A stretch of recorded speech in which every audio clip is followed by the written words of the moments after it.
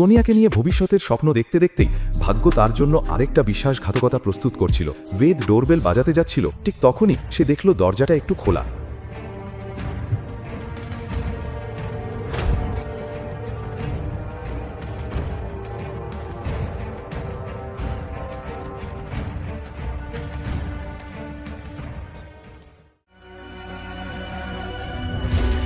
সাহস কিভাবে হলো?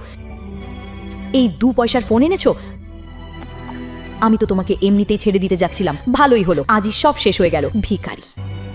বেদ সোনিয়ার বাড়ি ছেড়ে বেরিয়ে এলো, কিন্তু তার অপমানের শব্দগুলো এখনও তার মাথায় প্রতিধ্বনিত হচ্ছিল। সোনিয়া আর রোহানের স্মৃতি তাড়া করতে করতে সে নিজের বিল্ডিংয়ের ছাদে উঠে গেল। তার বুক থেকে এক বিকট চিৎকার বেরিয়ে এলো। হঠাৎ